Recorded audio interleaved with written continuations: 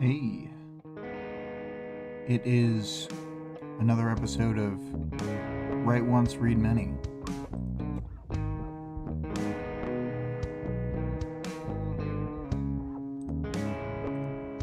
This time covering 21.2.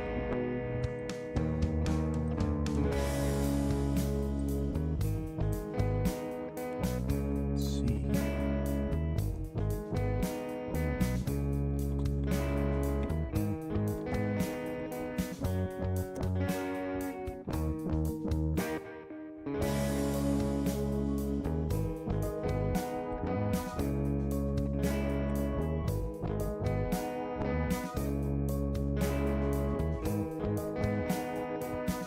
Oh, looks like Greg is here.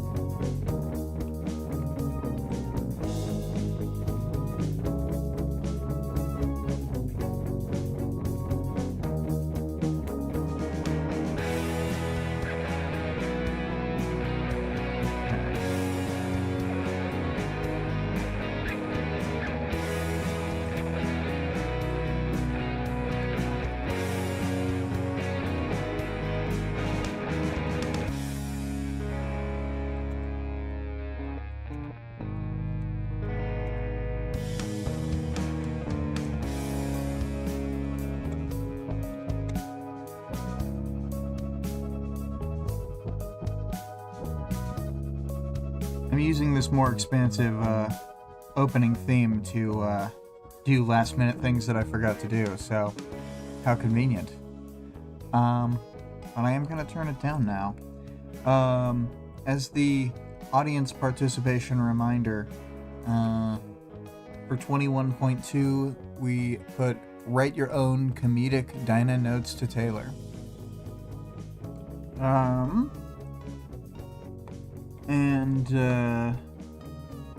Okay.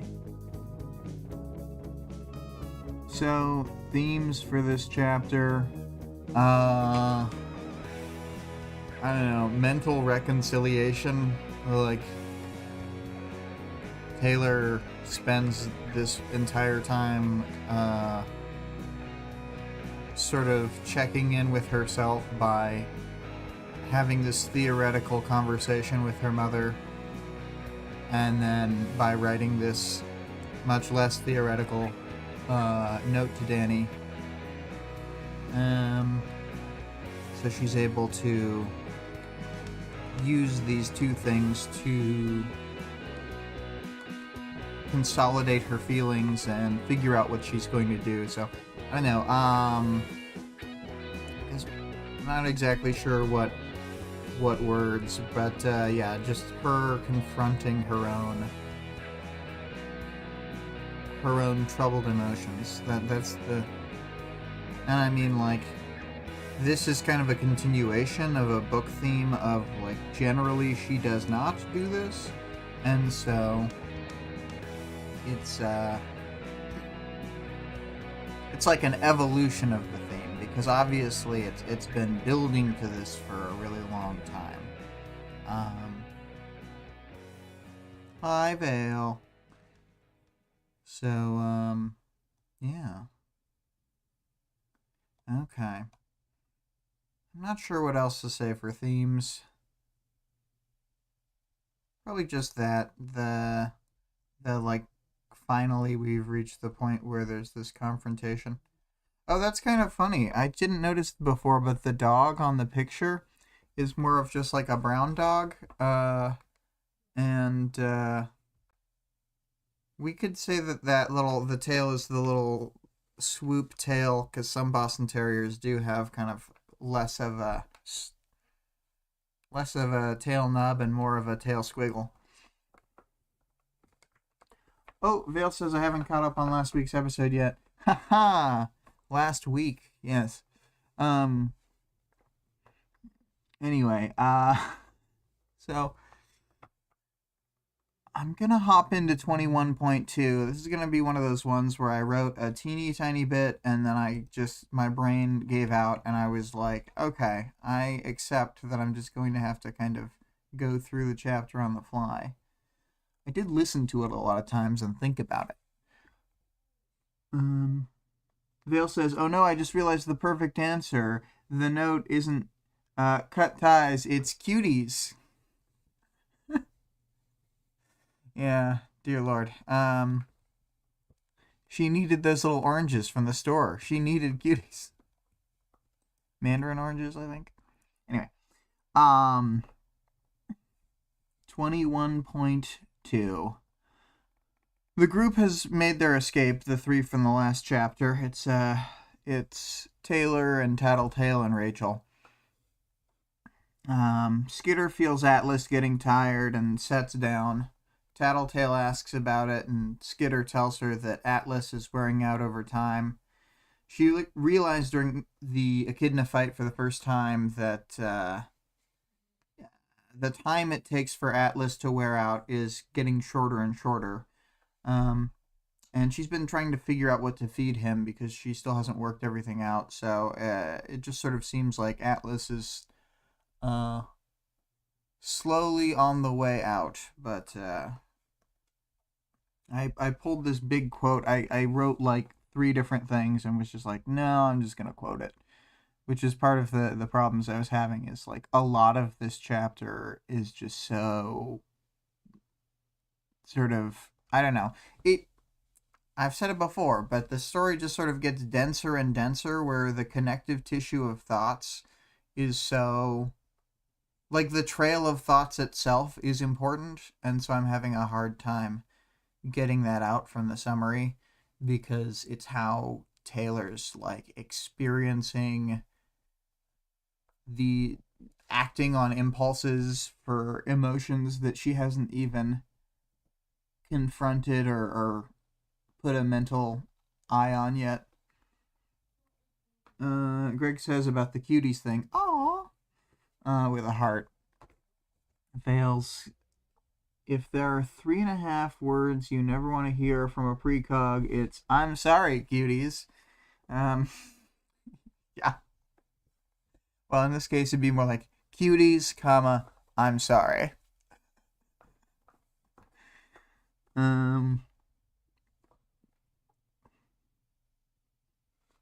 Let's see here. Okay, but anyway, getting into the quote, it's following up. "That's the way things go, isn't it? Nothing works 100% right." "I suppose you're right," she said. "I have to wonder, when you named him, what was the idea behind calling him Atlas?" "My mom raised me as a reader," I said. "He's a giant-sized Hercules beetle, and the only name upgrade I could think of from Hercules was the Titan Atlas. The Titan who bears the weight of the world on his shoulders. Apropos." I shrugged.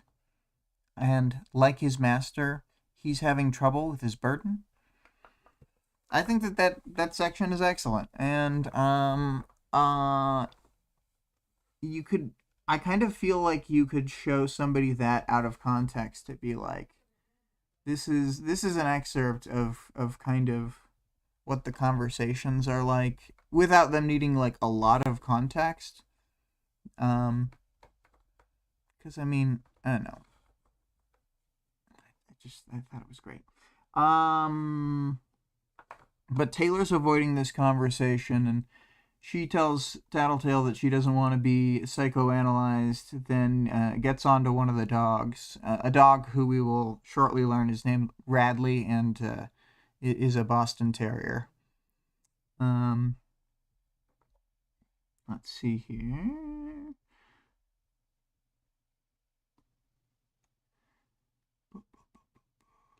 Okay, so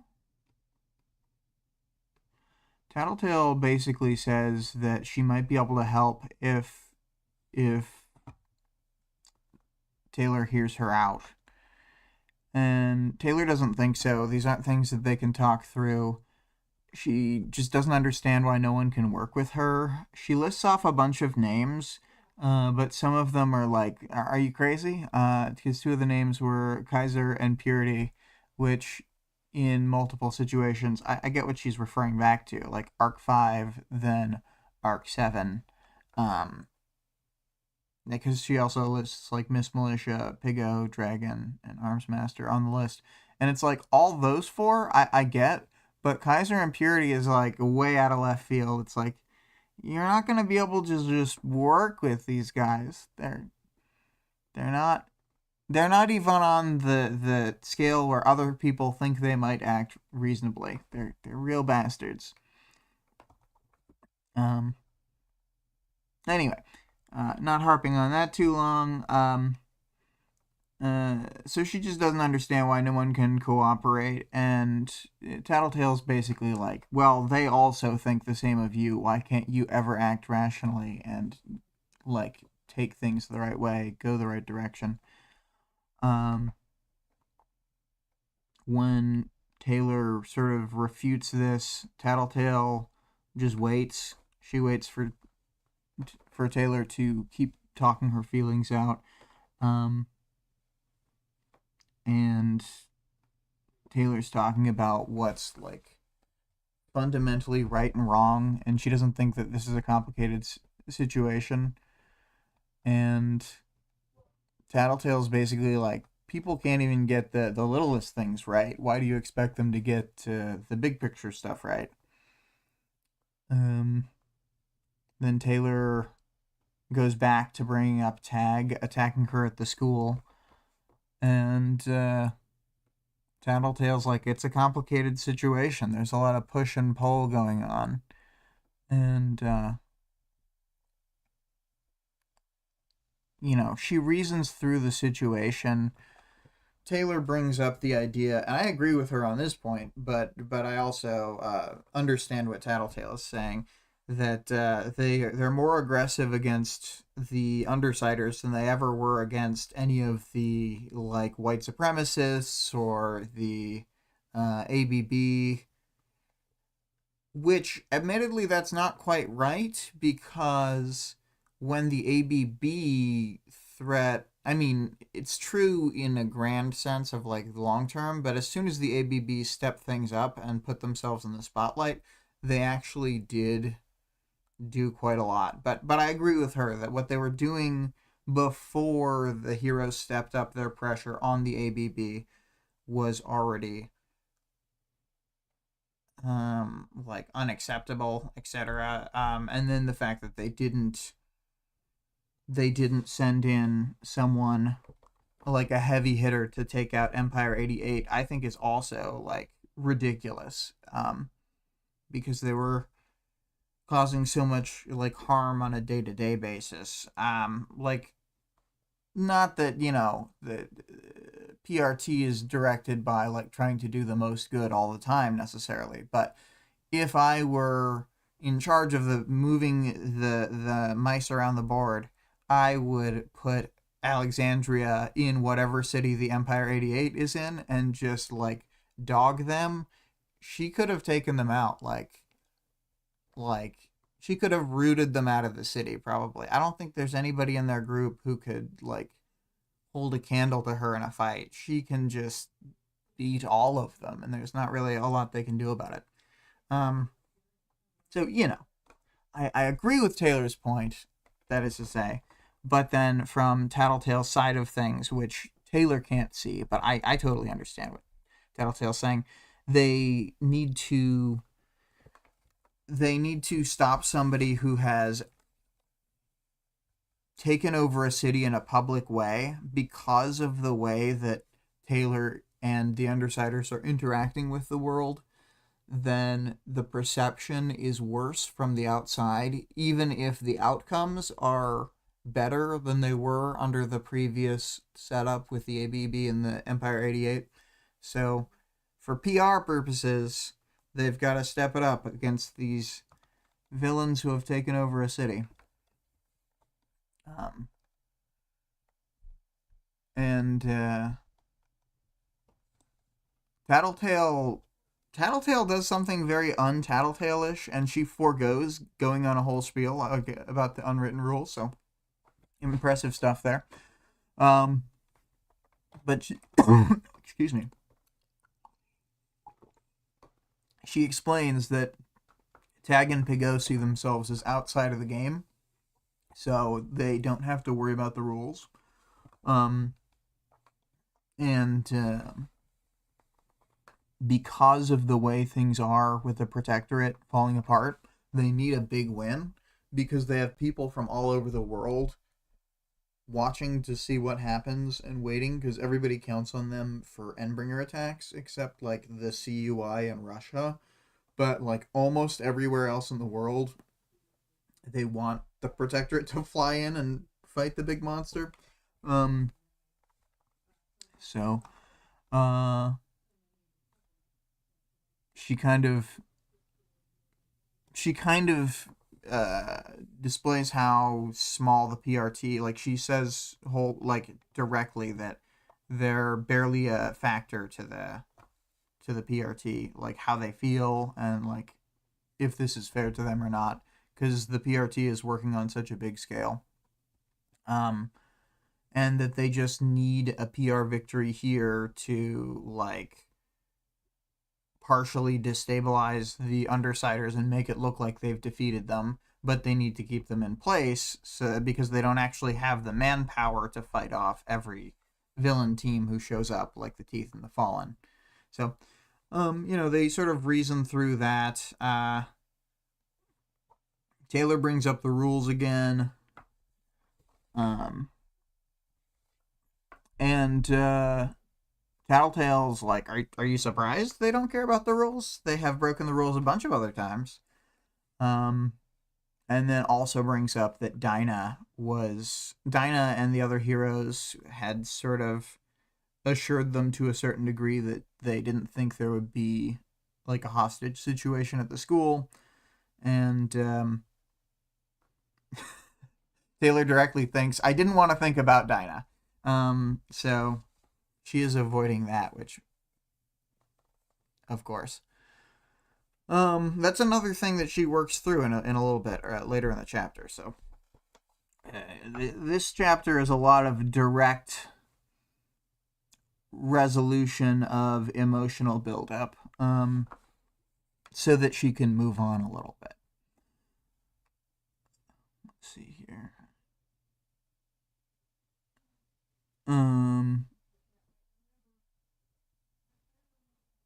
Let's see here. And so Tattletale apologizes to her because she's being very kid gloves with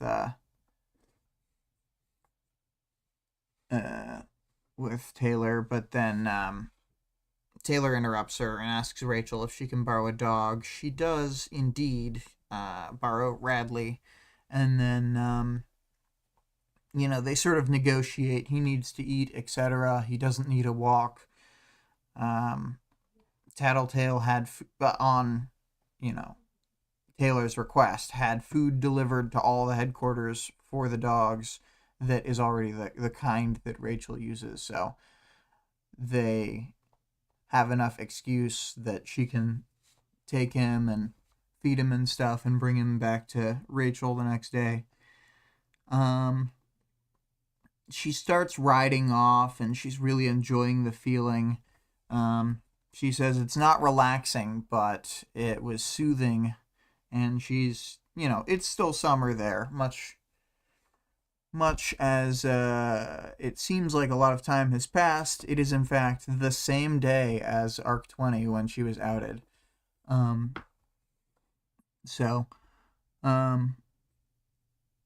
She's able to feel cool in the night air even though it's so hot outside because of how fast they're running around, and she just enjoys the feeling of riding the dogs at this point.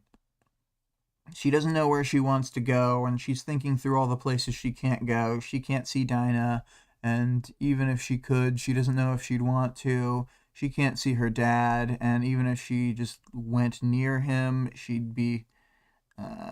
remember how much pain she's caused him, etc. And so she just sort of is riding, and then she finds that when she gets to the point where Radley starts untransforming, when she has to get off and basically turn him back into a normal dog, then she slows and stops and she peels him out of, the dog cocoon, etc. And as she's done this, she's realized that she's sort of in the same area of town where there's like not a lot going on, but the cemetery where her mom is buried is near Captain's Hill, etc. If you know Brockton Bay, that helps you know where it is. If you don't, me explaining where it is also kind of doesn't help. It's like a catch-22. But yes, it's in the northern bit. And further inland. So she gets Radley on a collar.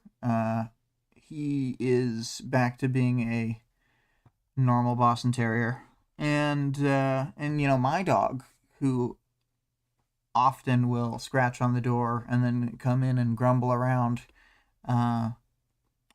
is also a Boston Terrier. So I was like, oh, cool.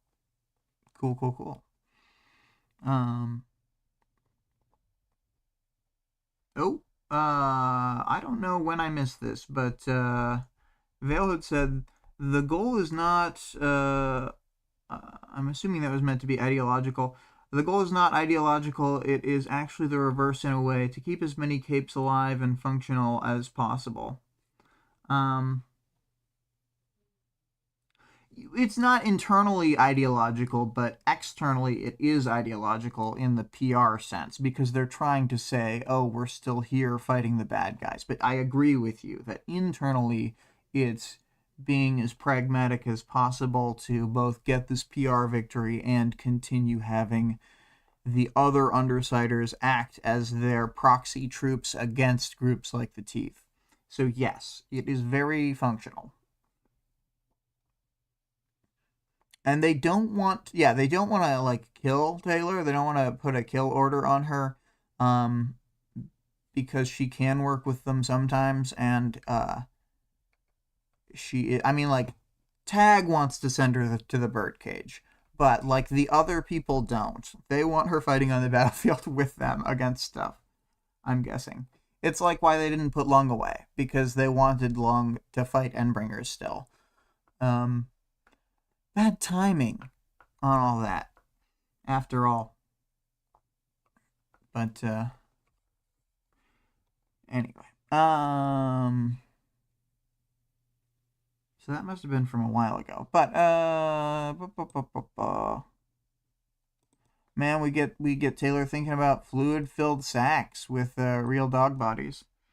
Vale says, if Tag had somehow gotten a win, he probably would have found himself removed, not supported like he expected.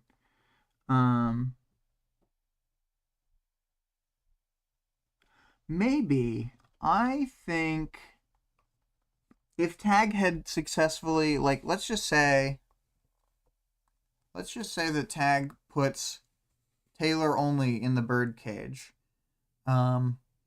and then things sort of play out from there. I think that they would have left him in Brockton Bay to sort of like angrily hold the line or whatever. Like he's just sort of he can kind of like wall places, like, in a way, because I don't know. He's the type to weather a long series of storms. So I feel like Brockton Bay would be kind of destabilized, and there would probably be a lot of like pushing and pulling by like, other groups coming in aside from just the Teeth and the Fallen. It would probably be like how the Boston games were from when there was that power vacuum there.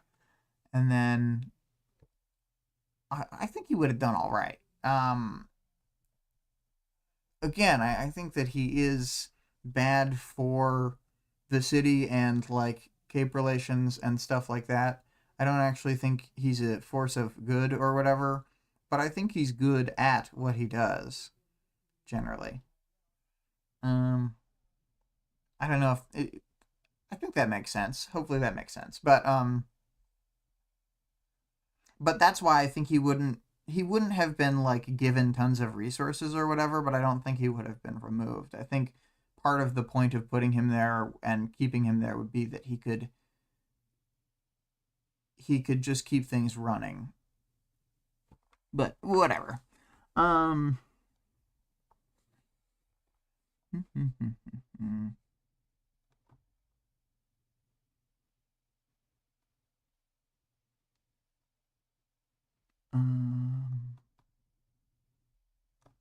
was trying to think of like if I had any more to say on that stuff, and it's like I want to talk more about it, but after more events in the story have happened. Anyway, so back in the chapter summary, we get the point where she actually goes in. She gets into the cemetery. She says she scoops up the dog and scales the wall, which I kind of find funny. Bostons don't. They kind of are squiggly, so I guess maybe this is a well-trained Boston, but I don't think that you should put a Boston under one arm and then climb a wall. I think they would start squiggling and be like, what's happening? But yes, she sort of walks into the area. It's nice here. It's got like trees and stuff that are keeping the air cool. And it's like shaded all day and has some like wind from the hills. So it's a very nice setting and atmosphere where it's like just a good temperature, nice night air, and she doesn't have to worry about bugs. So that's the thing. Vale said, we had a Boston until a couple years ago. He was a delight. Yeah, and like I grew up with a Boston too, so I've been around them for most of my life.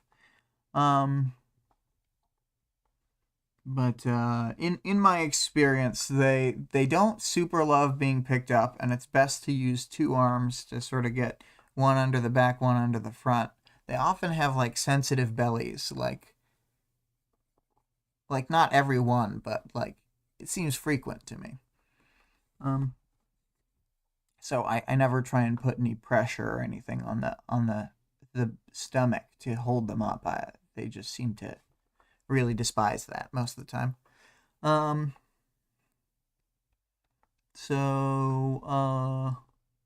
Let's see here.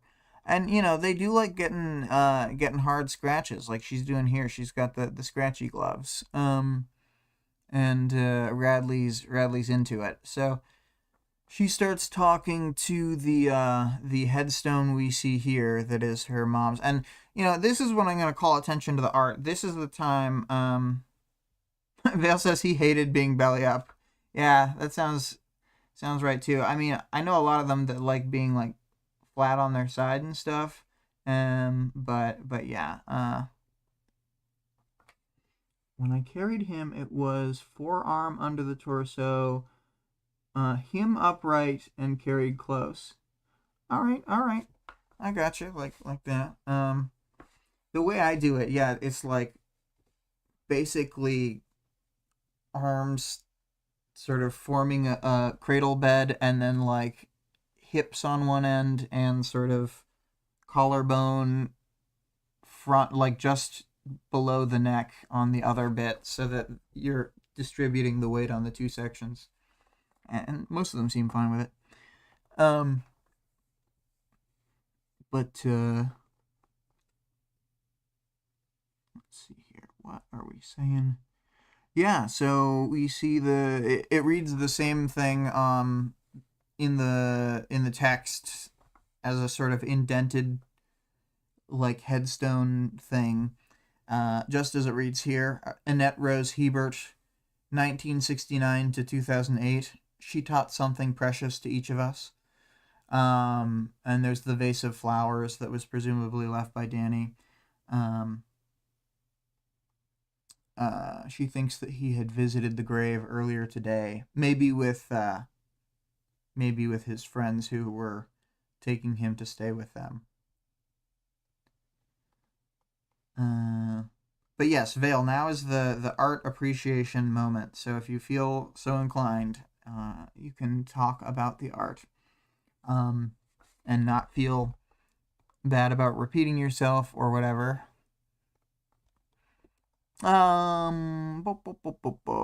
So Taylor's talking to ghosts. She speaks to her mom, who she does not believe in any literal sense is there to hear her, but just in a metaphorical "this is for me" sense. She explains the things that have been happening to her, and it's in pretty vague terms, but as if she's explaining to someone who truly does not know. And she's far enough outside the city that and with enough like foliage around that she feels as though it's like silent compared to what she's used to. And so in this darkness there really is like only her voice. It is funny at one point because she sighs and then the dog also sighs. I think it's gonna happen in a minute, but it's Boston's will all often do that. I mean, I'm sure many dogs will, but they'll just like do a sympathetic sigh of like, "Oh yeah, me too." Ugh. Oh, Vale's saying some things. What do we got? It's funny. I always love the art, but it also gets called out, which feels like that means I say it too often. But I do, as always, love the art. Special appreciation award for the groundskeeper in the background. Yeah, that's like how I felt on the previous art. There's a background tattletale in the doorway, and I'm like, I love these little background people. And I also like the yellow that it brings into the palette. I'm not fully sure what the palette's gonna look like, but we had specifically like Victoria had asked me about it, and I said that like there's a lot of nighttime scenes and there's a lot of daytime scenes, and it feels like there's an intentional contrast because it sort of goes like this arc has several days and it really powers through night to day scenes, compared to normal where it's like extended periods that are just following one time frame, like a couple hours or whatever, you know. But there's a lot of little time jumps between events in this week. So yeah, so the yellow may be very useful for the bright daytime scene of next chapter, for instance. I don't know what the art's going to look like, but I'm excited for it as always. Vale says, in one alternate Earth, a month had passed, and nobody dared to wear a tie within the city limits. Nobody dared to wear a tie.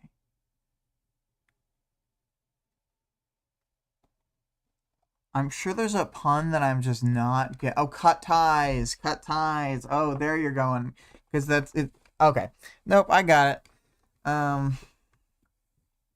Yeah. It didn't occur to me because I was not yet thinking of the notes, despite them being on screen. Anyway, so she admits to her mom that she didn't become a superhero, even though she has powers, and she feels terrible about all the things she's done, and she feels like it's hard to even admit to her ghost mom that she's done all these things. She doesn't know even how to frame this situation or where to begin because so many things have happened. She talks about her friends, specifically Lisa, Brian, and Rachel. She mentions Aisha and Alec, but specifically that she's not that close to them yet, which I think she regrets. And she'll think about it next chapter like she did in the Arc 15 chapter about their futures and where things are headed for them and why she wants to be a positive influence for them, etc. But I think that's subtexted here a little bit. And then she talks about how they're going from crisis to crisis, and she wishes she was actually closer to them, despite everything. This is when the groundskeeper sort of walks through the first time, doesn't notice her, or maybe does notice her and just doesn't come up to her, but sort of walks off as well. She's talking about she's talking through to herself, to her mom ghost, the different ways that her friends are handling this, that Brian and Lisa are trying to help her in more direct ways, but she doesn't really think she can go to them right now. She can't go to Rachel in a way because she doesn't think Rachel will understand her perspective, which is, I think, very correct. And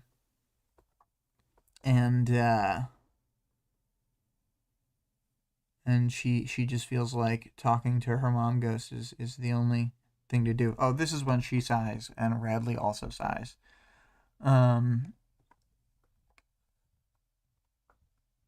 She starts telling her story in the broad strokes that she went from being a nobody to being this big important figure that everyone's looking at, and that she says the thing that Lisa had said about how they're only really still in place because of the balance of power needing them to stay in place, and the PRT not having enough manpower. And how they've actually cemented their position here because of everything that's happened. And, you know, how not only her, but both of her parents are on the news now. She shows her mask to the grave, which is, I mean, she's keeping the kayfabe alive. She's talking to this ghost. She's the crime lord of Brockton Bay. She talks about the good stuff she's done, and then talks about some bad stuff she's done. She takes a moment to stare out into the distance, and then she talks about how she's probably going to keep doing this stuff, and she's done her best to not be vindictive, but then brings up Thomas, the merchant who she had let die in Arc 10. And that one really stuck with her. Like, it's a proxy for a bunch of other stuff that happened, in my opinion. So I don't think that it's that specific event. It's that when that happened, it was like, okay, this is now a crystallized like moment of all my feelings up to this point, and I can even like backfill and glom on other things that happen in the future to this one big moment. So that's why I think she brings that up so often. Because, like, did she really leave him to die? It didn't sound like they could have saved his life. I don't think they could have. When they described the injury, and Brooks was like, I don't know if I can save his life. And then they would have had to do that, then climb out of the thing, or wait out the entire battle, and then hope the other merchants didn't descend in on them. Like, I don't think they could have saved Thomas. I just don't think they were in that kind of position. But she sees it as this big pivotal moment where it's like the worst thing. So I like that story-wise and character-wise. I think I used to think it was kind of dumb because I was like, why would she care so much about this thing? But I was kind of dumb and not realizing that it makes a lot more sense from a character perspective that she would have a moment like this where she sort of pins everything to it because it's well, because it hurts more and because it sort of like builds this thing in her mind, and it's easier to sort of keep straight as one event rather than every little negative thing that she did. It's a locus point or whatever. Anyway, moving on, not to harp on that too long. I just think it's very big in the story. It gets brought up so many different times. She brings up the idea of Dinah, and that at the time she was always putting everything that she was doing in the bin of, like, this is for saving Dinah. And she can't even be sure why she felt so... why she needed so much to do this one specific thing. But I mean, I think it's pretty clear, because it's like Dinah, again, was a proxy in her mind. If she could just save Dinah, she could undo all the bad things that she had done. Even though that's not really how things work. But also, I think it was worth saving Dinah. I don't know. It's one of those things where, like, I can't tell if I just think that because things work out or what. But I do think it was worth saving Dinah. And, she brings up the fact that Dinah had betrayed her. And she says, I understand the rationale, but I don't think she does. I think that right now Taylor doesn't really understand why Dinah did it. And I'll just discuss that more in future chapters when we have more info on that. This is when she gets out the notes. She says that she flattens them out, and they're described as more or less as seen. She had specifically been not thinking about them, and in fact it's like 5 more paragraphs before we get to see what they say.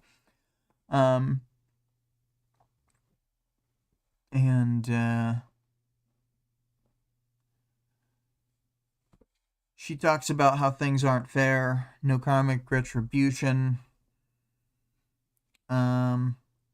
She feels bad about not feeling bad about the things she's done, and she's worried that she would just do the same things again. And then it has the 2 notes. 1, cut ties. 2, I'm sorry. And let's see.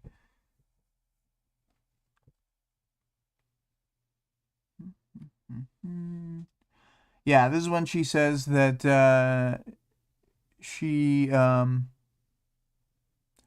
not sure what to do. She doesn't know if she should follow the notes. But she thinks that this must be important if Dinah has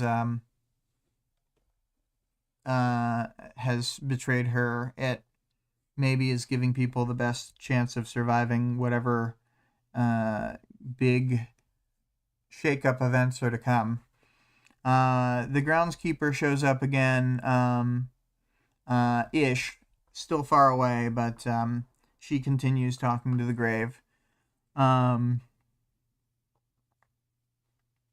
She doesn't feel mad at Dinah, and kind of sees Dinah and herself as both being pawns in the grand scheme of things. And then she brings up the lack of cooperation again. People just aren't working together. Why won't they just work together? She sighs again.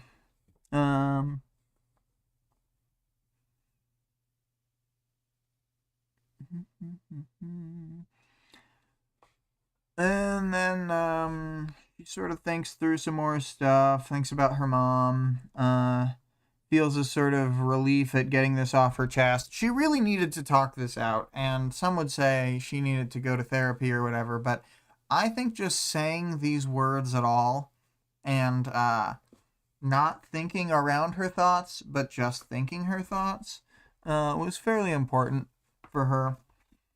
So, she went to a therapist ghost. She says she's got to be heartless, which this point, it's completely unclear what she means by "I've got to be heartless." And it could easily lead you to believe any number of things in the upcoming chapters. So maybe, if I remember to, I'll touch on that again. But yes, in some manner, which we are yet to be privy to, she's going to be heartless. And then she says that her parents wouldn't approve of this. Again, unclear exactly which point she means, because she, in this case, like, for dramatic book sense, is not thinking about her exact plan. The groundskeeper is finally kind of there. It wakes Radley up, and then he's got his flashlight on them. He doesn't say anything at first. She apologizes for being there and says that she'll leave. He asks if she's there to visit a grave, and then when she says it's her mom, he lets her stay there. He says that she'll have to clean up after the dog. She nods, and then he offers her stuff, and she tears up at the kind gesture, and she requests tea and then paper to write on, and then she's there, you know. She waits. He comes back, and she writes a letter that apparently takes 12 pages front and back. And she's one of those studious kids, so she probably has small handwriting, I have to imagine. She just seems like one of those types. Without lines, I have a hard time. I got a whole problem with writing, so I'd be all over the place, not using the space well.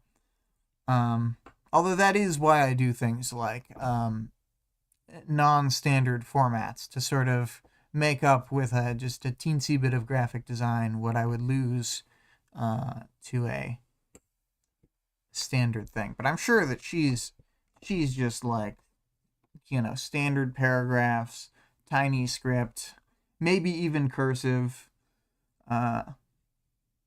She's really the type.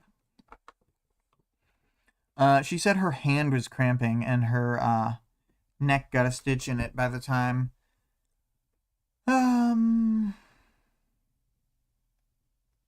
God, she wrote it by pressing it against the armor on her leg. I could never. I would just screw it all up. I'd be all over the place. The letters would be they'd be squiggling all over the place on my armor that is either concave or convex.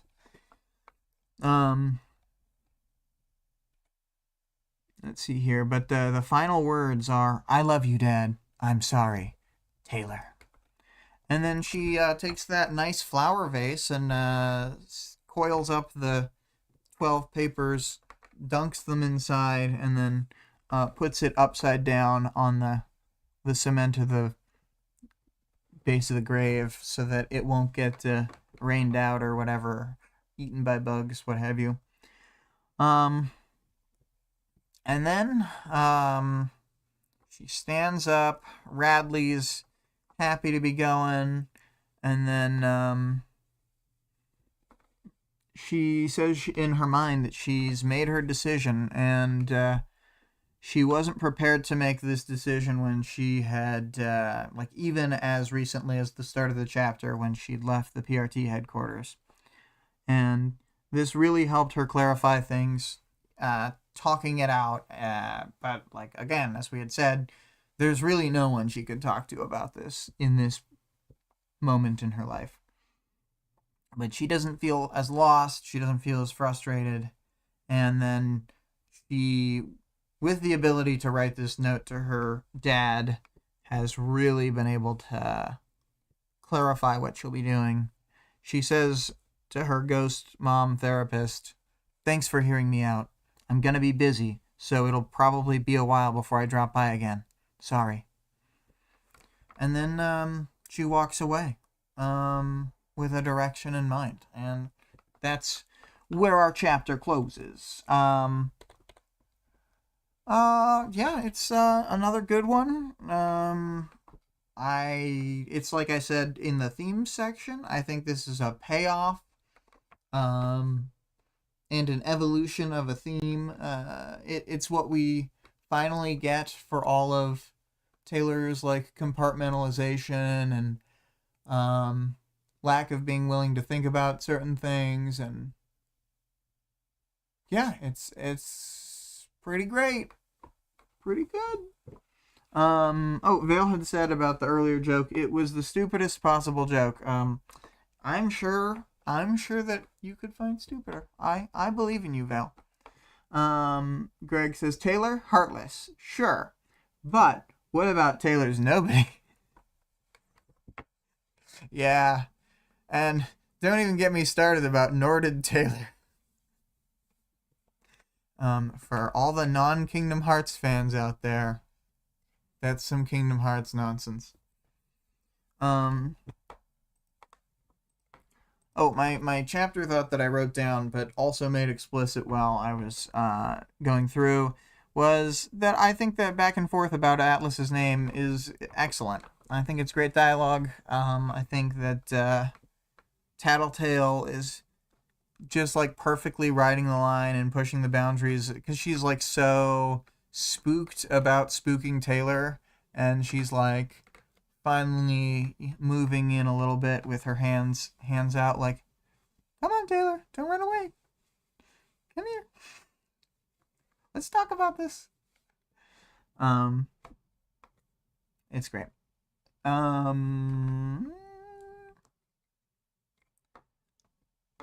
I think the chapter,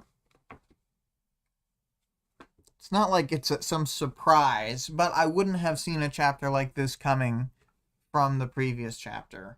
And I think it's really great. The fact that it kind of goes from, it's a bit of a different pacing. Like, I think it's good pacing, but it's just different from the normal structure in that they, I guess it's kind of like arc 5, but they start with a little bit of talking, then an action scene, then the action sort of dies down for now. But this whole arc is going to be more like staccato back and forth of like talking scenes, fighty scenes, talky scenes, fighty scenes. There's a lot of like really discrete scenes. It's like I said, it sort of cuts forward, cuts forward, cuts forward. Like the next chapter is going to be the next day. Which again, not that much time, but for parahumans, it gets usually more and more compressed. I guess that's also my arc stuff thoughts. For characters, there are very few characters in this. This is one of the fewest. We'll start with Rachel. Not a lot happens with Rachel. She's neither overly willing to give over the dog, nor she's not like recklessly doing it, nor is she hesitant after Taylor says that she has the food. She's just like, all right, this is reasonable. I trust you to have the dog. So, it's sort of, without needing to draw too much attention to it, tells us where they're at. A trusting place without being like ridiculous or sycophantic. She doesn't just say, you can always have the dog or whatever. It's like, okay, now that we've talked it out, you can have the dog. Good basic Rachel characterization. We get a decent amount of Tattletale, of course, and Tattletale is very concerned about Taylor. She, I think, did a very good job using the low heat flames of keeping Taylor in that conversation for a while when Taylor clearly wanted to bail at the start of it. And she told Taylor a lot of things that she didn't want to hear, but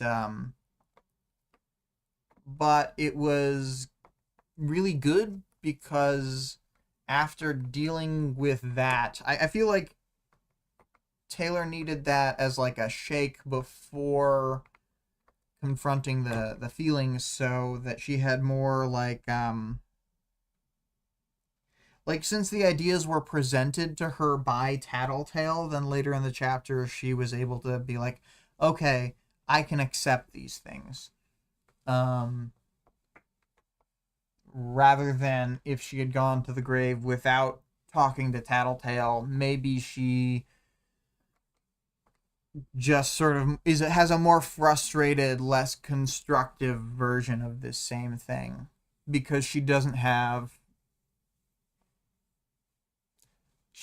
like an avenue for a path forward.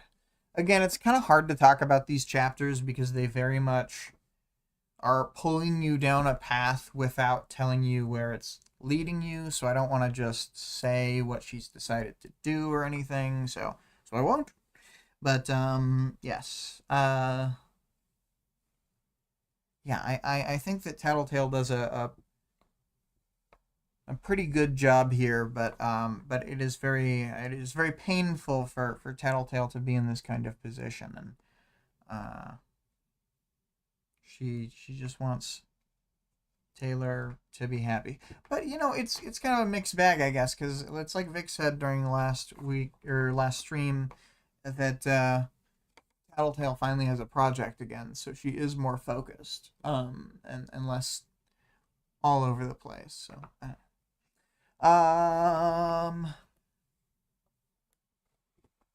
moving on from Tattletale, we've got minor character Groundskeeper. This guy's pretty cool. He's just another minor side character doing his thing in the world, and he doesn't want a bunch of capes to show up to his graveyard, and is kind of a nice guy and doesn't think that Skitter's here to do bad stuff. So he's just like, okay, I'll make you tea and give you paper. It's fine.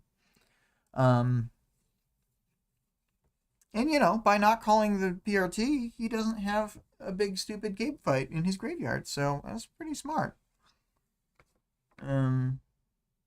Groundskeeper needed an unexpected Eastern influence philosophy he followed. Thanks, Vale. Yeah.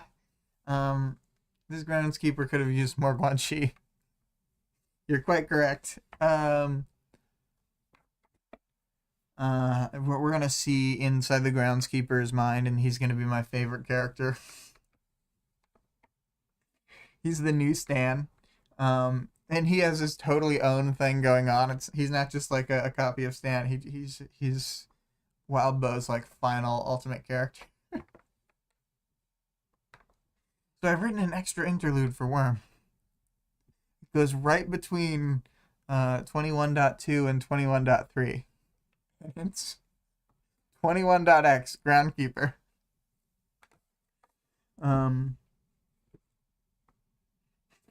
Another Vale comment. Groundskeeper is actually in every Wildbow novel. Secret cameo character Groundskeeper.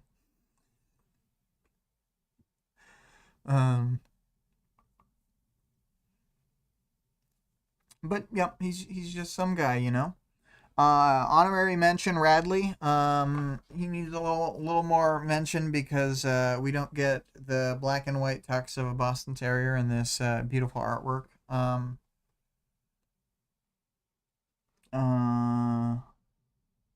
Vale says, out of context, have you all read Pale? I have read the amount of Pale that the book club that you and I were doing has done. I have read no more than that. So they were kind of at like a student get together in the woods, and like a supernatural thing showed up. Kind of. I don't think that I was even caught up with the book club. I think I was behind the club and trying to catch up. So I don't know that I was exactly at arc 10 or anything, Vale. Anyway, getting a little more back on track to the characters.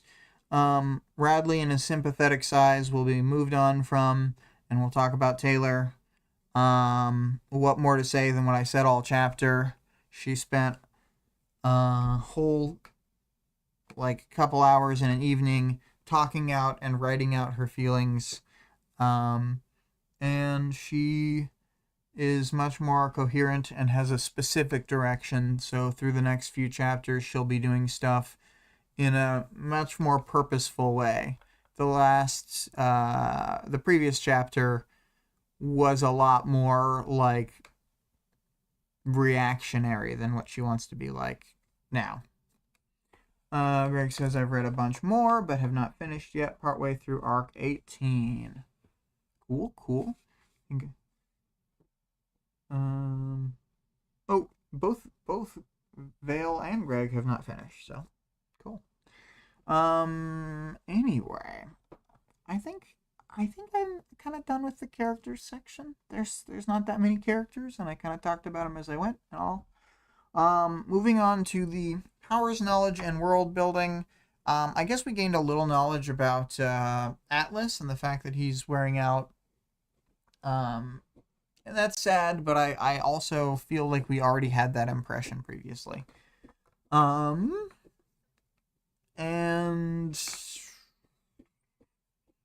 I mean, I guess the minorest of world building, her mom's in a like fairly nice graveyard in like a nice area of the city. And we get to see this like pleasant spot within this awful, terrible city that was bad even before Leviathan came. So it's kind of like peaceful to be up here. I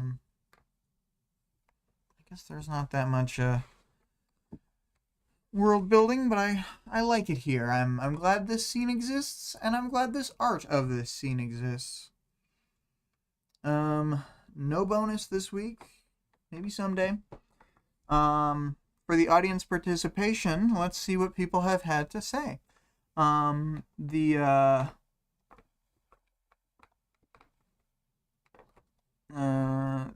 question was, of course, write your own comedic Dinah notes to Taylor. We get Vale's first answer. The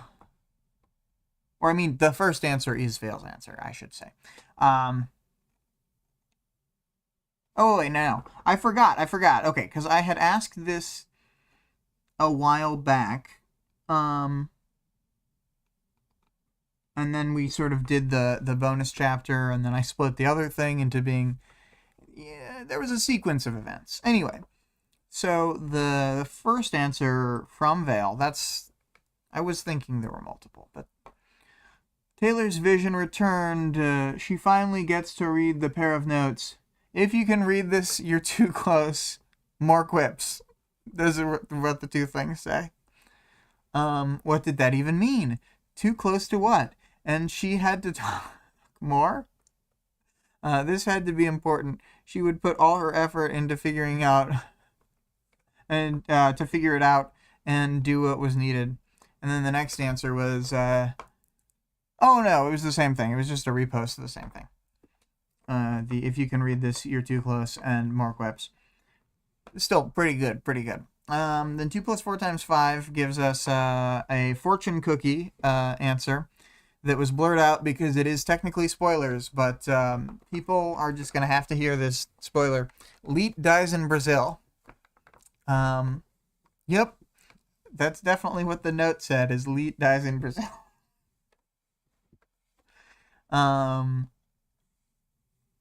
Vic had said note 1 was send nudes. Note 2 was, oh my god, ha ha ha, sorry, my friend sent that, ... eyes. I almost wish instead of the eyes it had said, unless.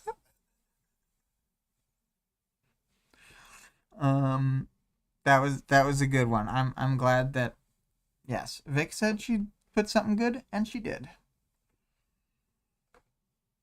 Damn it, send nudes. Oh my god, my friend submit.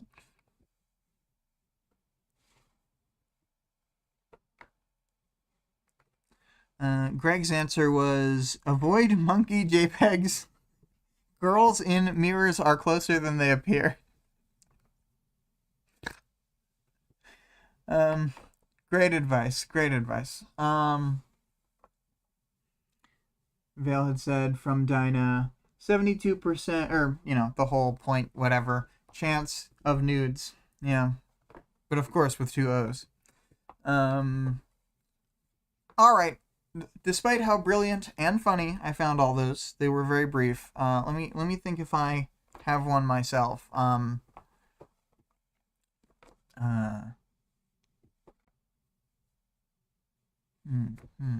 Comedic Dinah notes.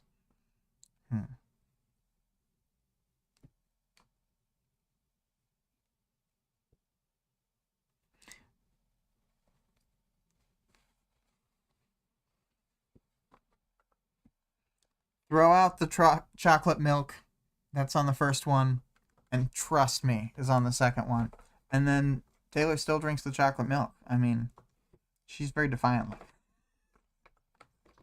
I couldn't think of anything, so I just thought of the time that Meatwad gained the power to see the future in Aqua Teen Hunger Force, and he just kept saying, "Don't drink the chocolate milk."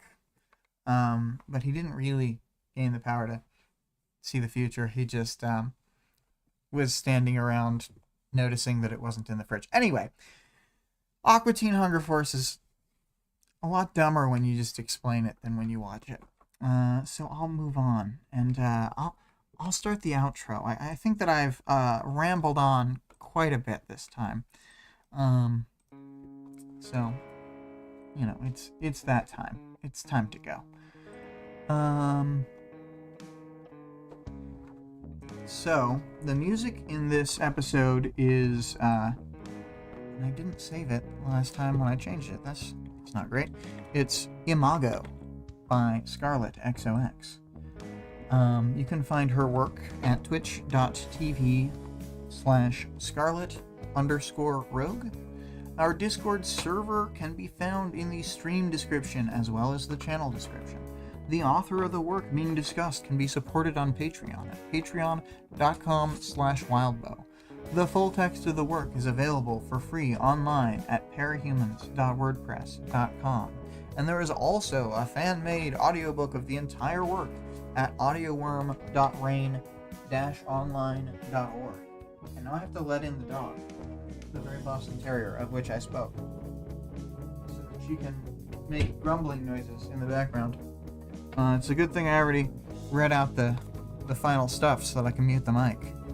I'm sure that this is good content. But goodbye, everybody. See you on the next stream.